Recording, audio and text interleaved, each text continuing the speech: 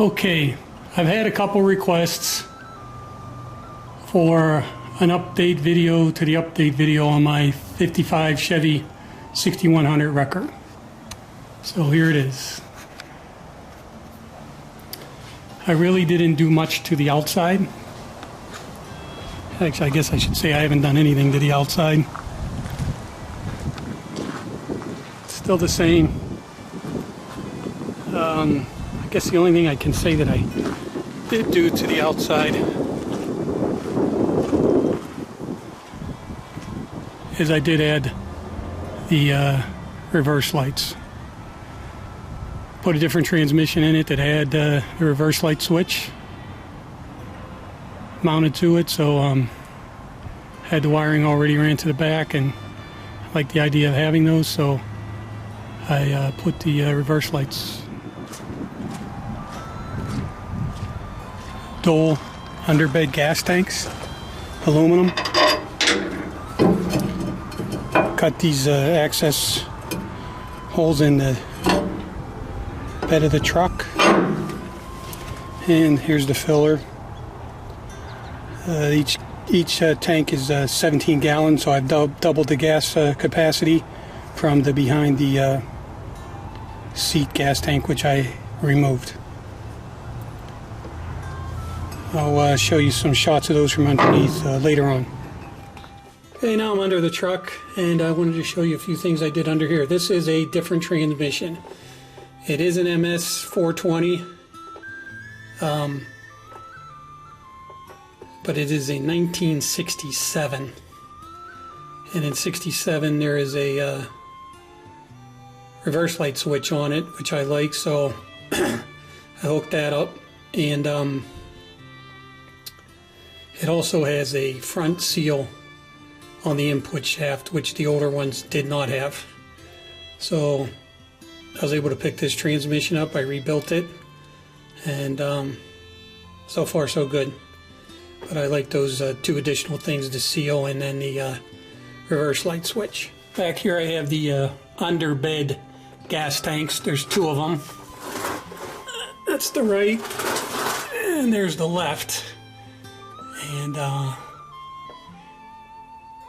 the diamond plate is actually just a pan that the actual tank sits inside.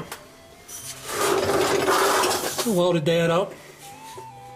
Custom made the straps out of a 16 gauge sheet metal.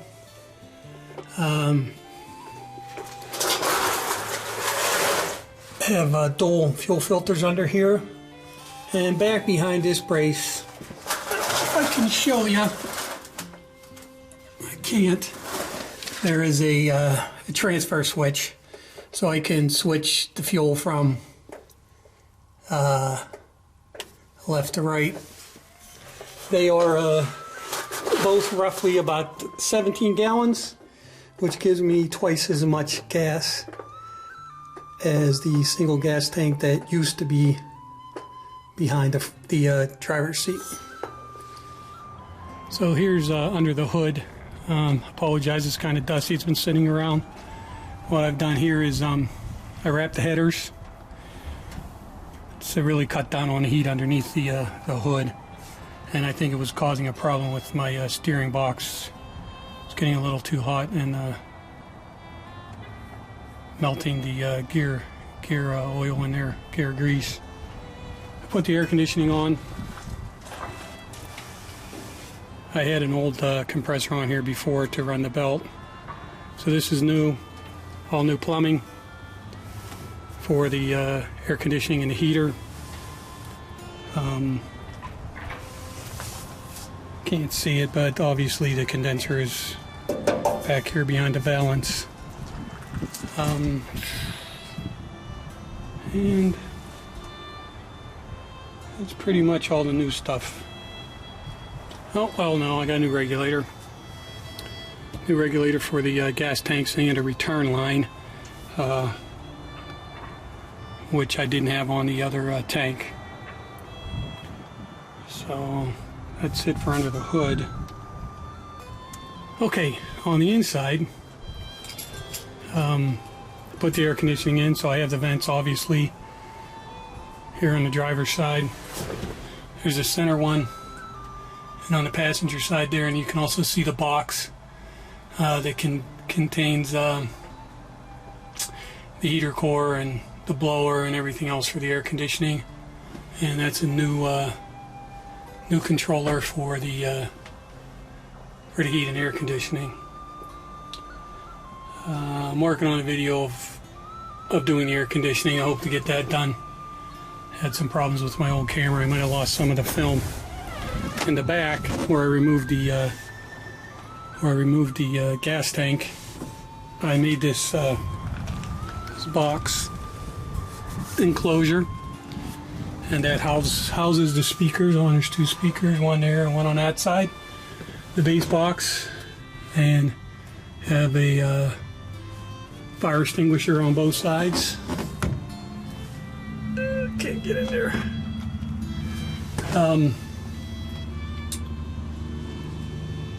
So that's what I did when I removed the gas tank. All right, so now if you listen to the original update video with the old external electric fuel pump, when I turned the key on, it was super loud.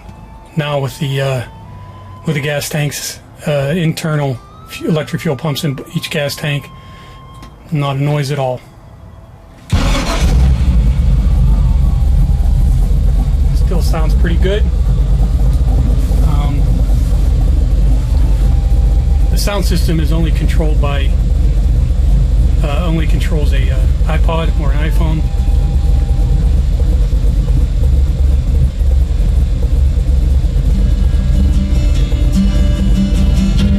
So you got the volume up, volume down. You can change tracks. It's a kicker. I like it a lot. Sounds good. There's a penny on the floor and you're gone. The television's on. So that's that.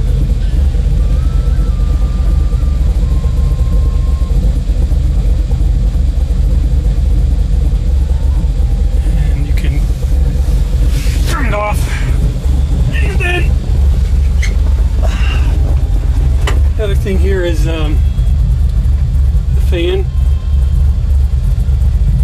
Got the cold, hot mode placement, defroster, dash. It's pretty powerful.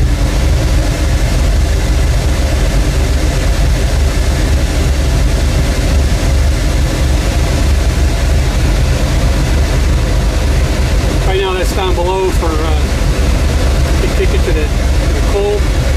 Light comes on.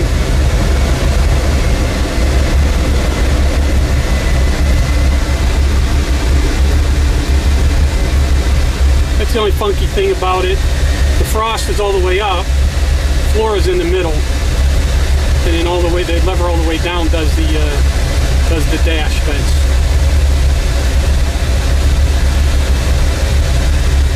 But it works great. I don't have the I don't have the glove box door back on. I gotta get that back on.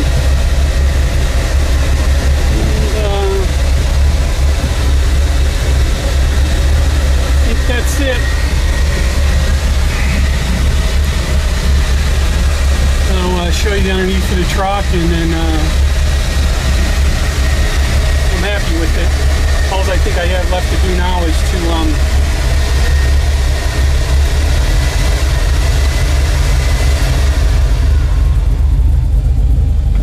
I think the only thing I have left to do is get the PTO back on the truck and get the winch working. I'm not going to paint it. Some people have asked me that. I like the body the way it is on the outside. The inside's nice. Underneath is nice. Great engine.